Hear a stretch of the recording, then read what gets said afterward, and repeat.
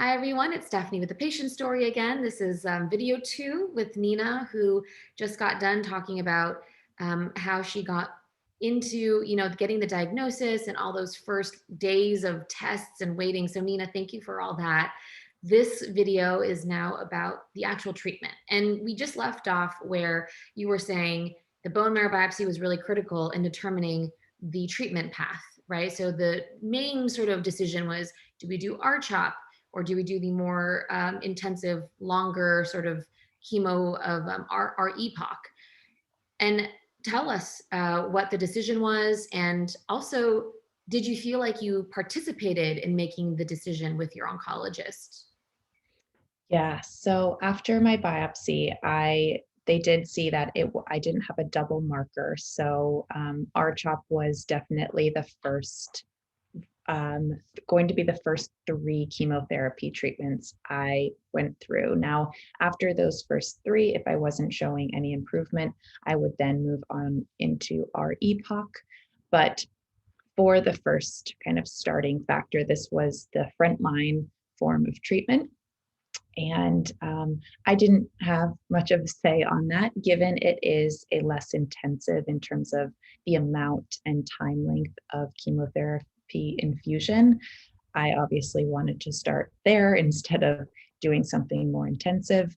And we had a MRI done on my brain as well as a um, echocardiogram.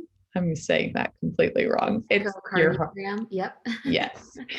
So they did not find any lymphoma in my brain, which would form me to have to go through the R-EPOC route.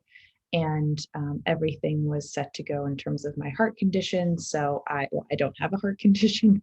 So I was able to move forward with treatment only 5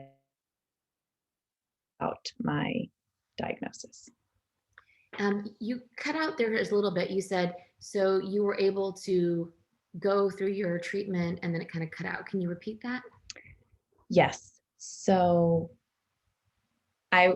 once I got all of my MRI on my brain and the second biopsy, I was able to then start chemotherapy 5 days later without any issues.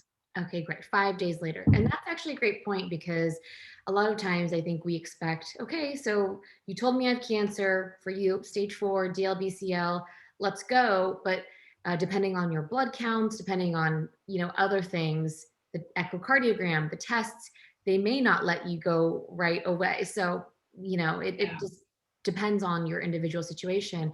I am going to pull up a picture even before we start to talk about your R-CHOP treatment. You made the decision to cut your hair first. I'd love for you to describe what prompted you to make that decision. And do you have any guidance for other people about that? Yeah. So I had long blonde hair, and I knew that it was going to be quite the process of losing my hair. And as any female, it's a real form of identity. But I did take control by just cutting off about half of it so that I knew after my first treatment, as it began to fall out, it wouldn't be as alarming. Now, that's it's still just as alarming, but it's just less hair to have to pick up after. I also got to just find a new version of my hair, which was fun to experience. I'd never really experimented with shorter hair. I love that. And I did something similar where I was like, I shaved half of my head before treatment started because I was like, well, it's going to go anyway. And when else am I going to do this? So might as well, right? Exactly. Yes. And you bring up a great point, Nina. I've heard from other people too, which is sometimes it's a little less traumatic to see less hair fall. If you have this long hair, and then it can be quite jarring to see. So again, a very personal decision, but thank you for explaining why you made yours. And now, could you talk about with the R-CHOP? I know you started chemo pretty quickly, so it was March 23rd. So it's all within the same month of all these appointments that you're, going to. What was the regimen? How often were you getting the infusions? And also, if you could talk about, did you decide to get a port or PICC line, or did you go IV every time? Yes. So my oncologist recommended I did not get a port because RCHOP typically is 1 day of infusion every 3 weeks. So I was not receiving a more regular infusion like our EPOC, which is multiple days. And in turn, your veins have a harder time if you're doing that extensive. Because I was only doing 1 day every 3 weeks, they recommended just doing I, the, the vein, what is it? Well, the IV, the intravenous, yep. Yes, the IV. Now, I will say I had many problems with the IV. My veins, as I believe most do, completely, um, They blew out. they would blow out every single time. So I would get one, it would blow out, or I would have some form of allergic reaction, either itching or burning. I would have to get another one. I would go through both arms having about 3 or 4 different IV locations each time. And by treatment 6, so I had 6 in total, they could barely find one vein that was able to be used. So present day, and I know we're jumping forward, it's still a very big problem because your veins kind of just like fall beneath the surface. And so it did really impact me, but I know that the port is, there's complications with both, but that is what we chose to do. Well, thank you for describing that. Yeah, because it's still, chemo, and even if it's only one infusion, so it's a lot for the veins to handle, depending on your vein situation to start with, right? So, and getting poked is no fun. So it can be No, mentally really, really hard, I know. So thank you for sharing that. So it was 1 day of infusion every 3 weeks. Is that right? So you would get, yes, would you go on a Monday and then, and I know also for people who haven't gone through this process, it's not just going to the clinic and getting it done. You usually have to get your blood labs done first. So could you describe sort of what that day looked like for you? yes. So to put some framework, I was still working at this time. So after I was diagnosed, I did take a couple weeks to digest the information. I would then go back to work during treatment 1, 2, and 3. So I chose to have my infusion typically on a Thursday so that I could take off work Thursday, Friday, and have Saturday, Sunday to recover. But the day typically was arrive around 8 a.m. and get my labs done to ensure that all of my counts were somewhat normal enough for me to actually receive the chemo. I would then go into my chair. It was usually like a beige kind of lounge chair, me and it's just a line of other people. And as an adolescent slash like young adult, I was the only young person in the room always. So that was just as difficult to see. But I would get my pre-medications, which typically were Benadryl and some Advil and some anti-nausea medication. And then I would start each line of RCHOP separately. So every single part either took about 45 to 2 hours, depending on the amount of volume of liquid. Each of them had their own complications with having an allergic reaction. So the oncology nurses always were by my side, and this was also during COVID. I had no one allowed in my chemo infusion rooms. So it was just me and the nurses for about 8 hours of that day. I can't imagine going through this during the pandemic. I know that was an added layer of difficulty. You just bring your iPad and then talk with the nurses, basically. It's so funny. I couldn't read. I couldn't watch TV. I could ish eat like little things here and there, but I was just like a zombie. I mean, I think the Benadryl, they give you triple the amount of Benadryl, so you're kind of drunk on sleepy drowsiness. Um, but yeah, I didn't do much. I just sat there, and I have a odd perspective of the COVID part of it because not having anyone there was, yes, very difficult, but it meant as a people pleaser, I didn't have to entertain anyone and make them feel more comfortable. I could handle and prioritize myself, which really made a massive impact. So, yes, there's pros and cons to everything, but it did prove me to have a pretty more seamless experience.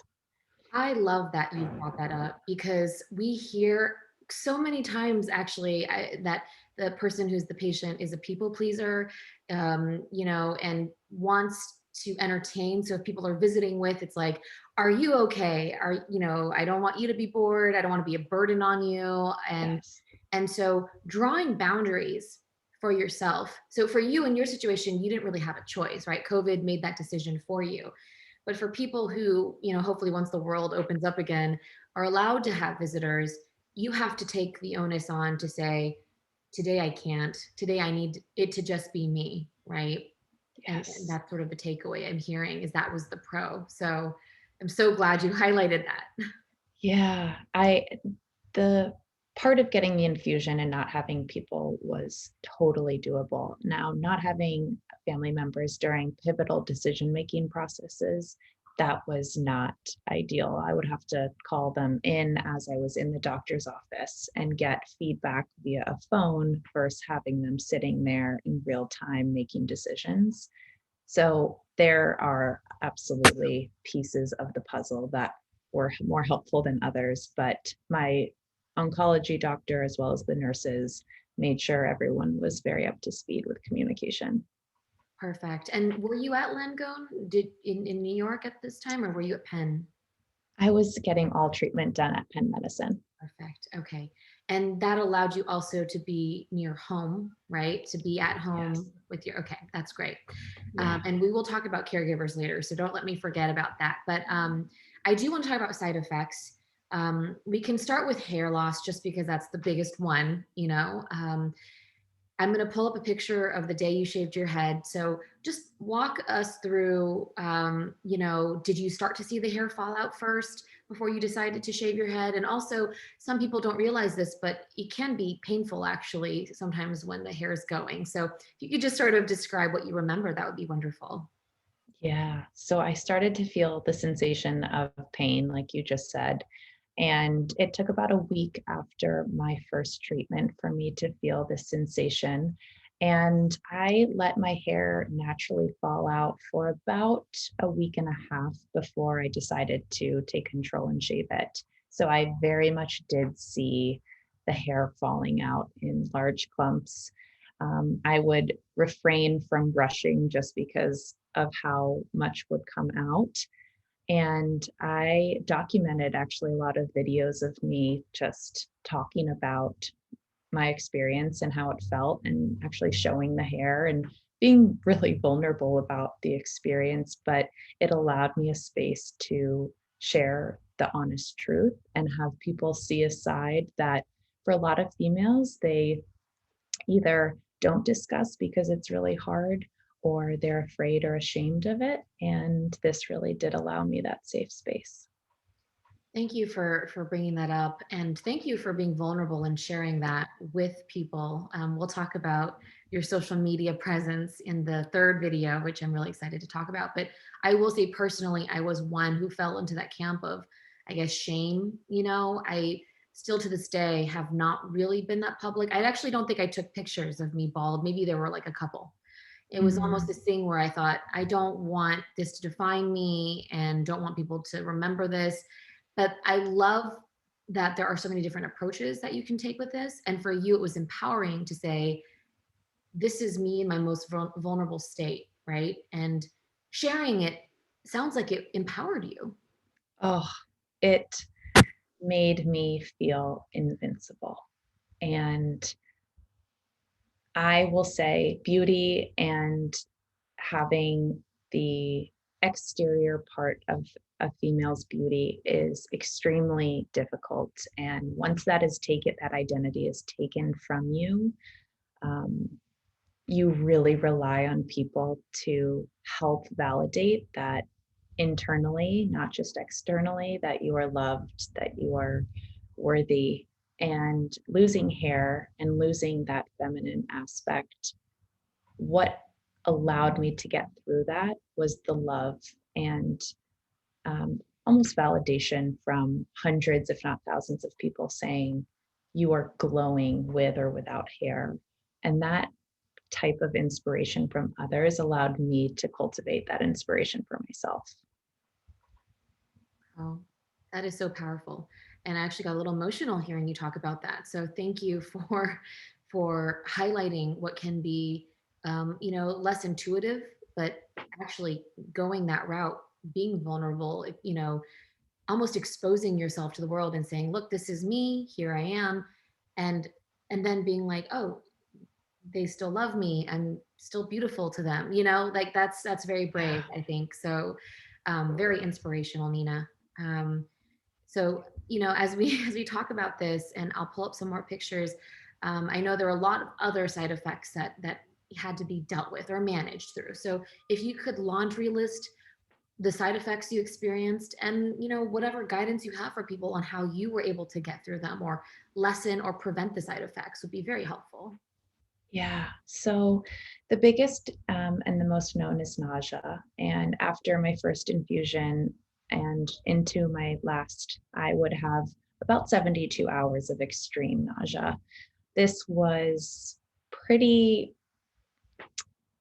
day consuming nausea. So I would wake up with it. I would maybe eat a few things here and there. But what I did know after my first treatment is it did go away.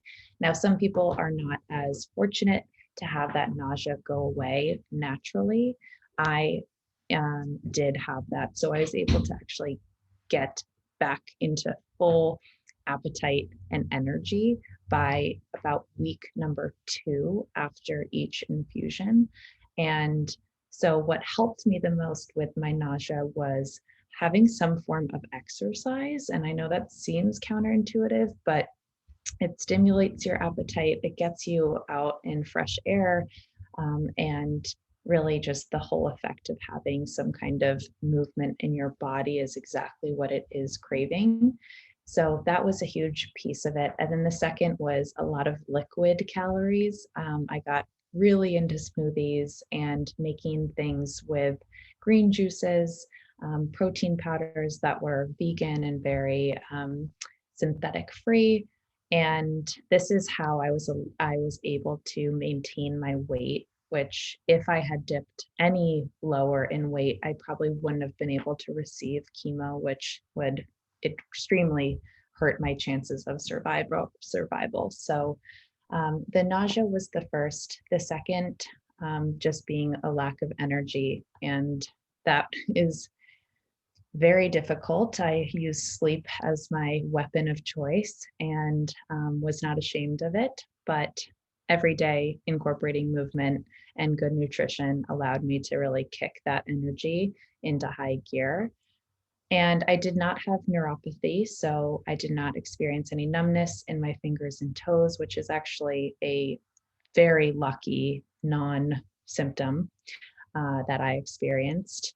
And lastly, hair loss. And I had to take Lupron, which is a injection that puts your body into a state of menopause to help your ovaries not shed each month so that I could protect some of the eggs given I wasn't able to freeze.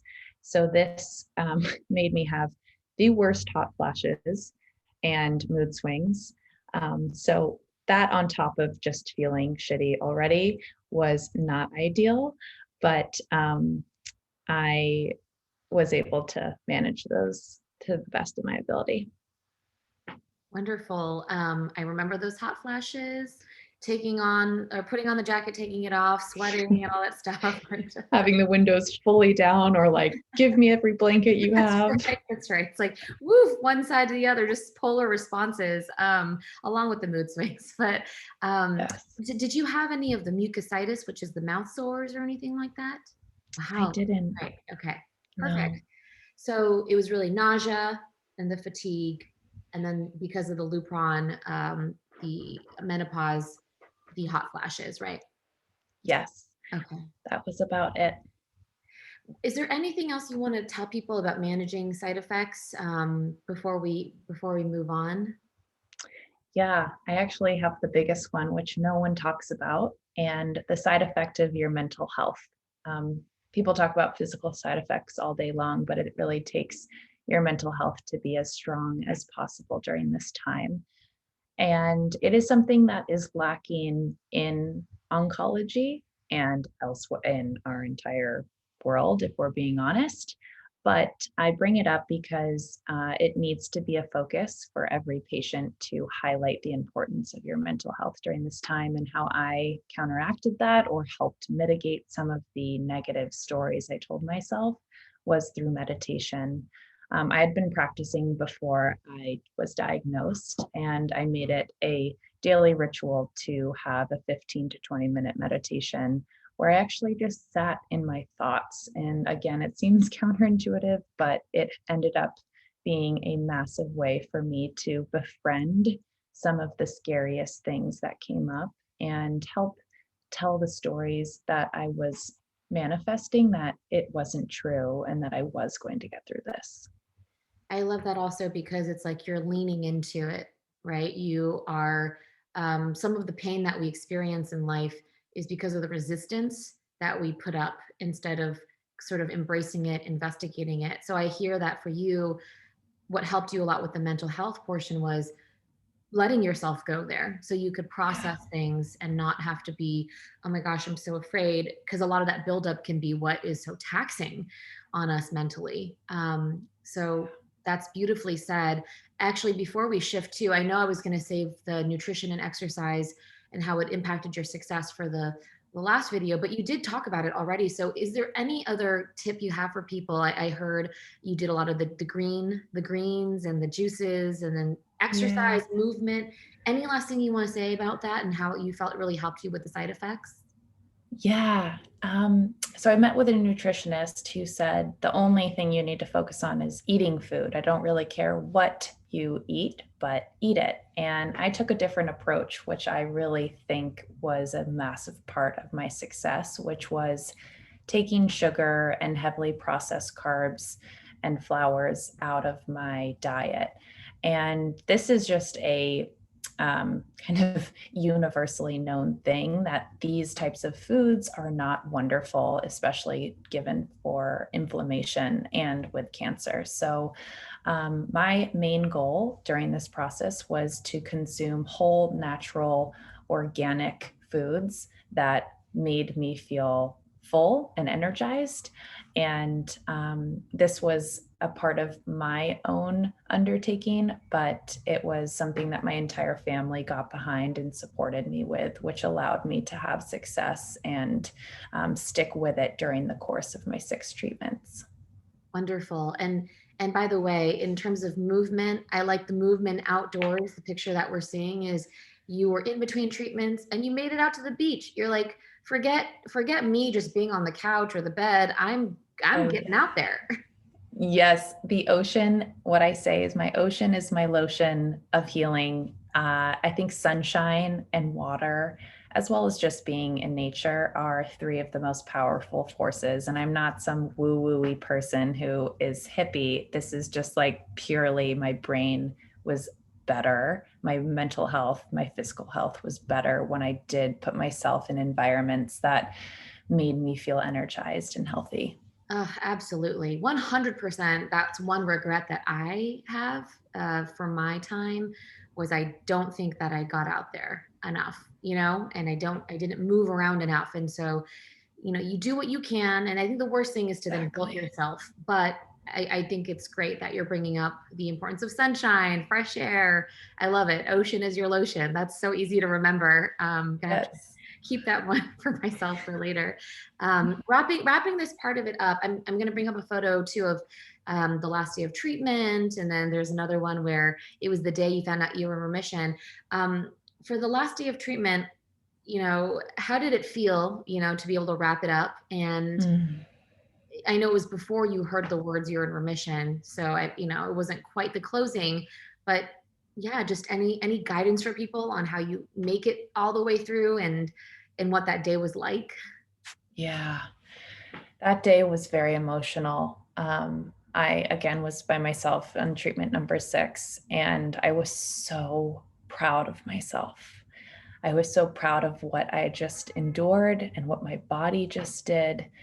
And I had a surprise group of friends at the end of it come meet me and celebrate that final feeling of being done, at least for that time. Because, like you said, I did not know if I was in remission. And the bell was actually like, usually there's a big bell that you ring, and they didn't have it because of COVID. So you'll see some of the little shakers my parents brought with them to celebrate my last day. But in this picture, you'll see there's a little saying on the top, and it says Superwoman. And you might see my shirt, but I'm wearing a Wonder Woman sports bra. And I just felt like I had that power and strength given the amount of support that my family and friends provided me. So I really was feeling every power of hope in me. Wonderful. And I know then you had a did you have a mid-treatment scan and then a post-treatment scan? And can you Yes. describe going through the PET CT scan and then waiting Mm. for the results? Scanxiety is real, and I would actually manifest my symptoms about 2 to 3 days before each of my scans, and it would come up to show me I still have cancer, it's coming back, the results are gonna be bad.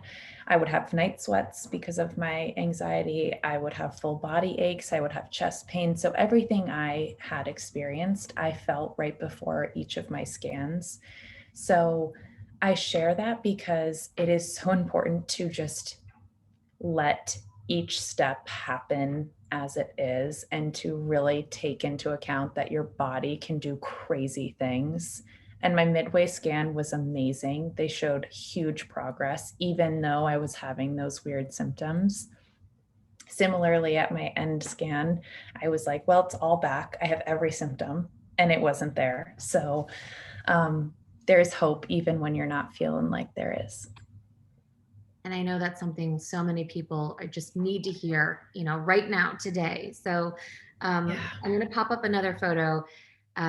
It's a celebration. It's the first time you got together with friends and family. This is after, this is the first time you're able to see people.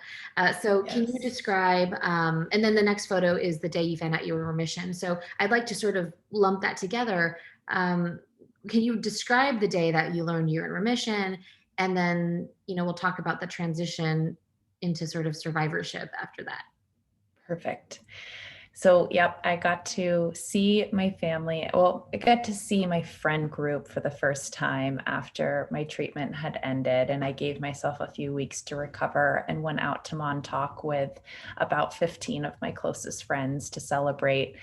And this picture just speaks for itself. I was in the most beautiful, picturesque place. I was wearing a dress, and I was considering wearing a wig and was like, nope, I'm just going to own it and be bald. I didn't have eyebrows at that time, so I was still very much in a sickly mode. But this time I'll never forget because I got to experience friendship on a physical level for the first time and what happiness really felt like. And it was only a week after that I would then learn with my family by my side that I was in remission and my scan came back clear. So, I Yay. mean, just in a week span, my life went from feeling like it was over to the most positive, successful feeling. Wonderful. Thank you for sharing that, Nina. And we're going to actually shift now to the last video to talk about all these different, quality of life, navigating life with cancer and after cancer issues. So hang tight with us.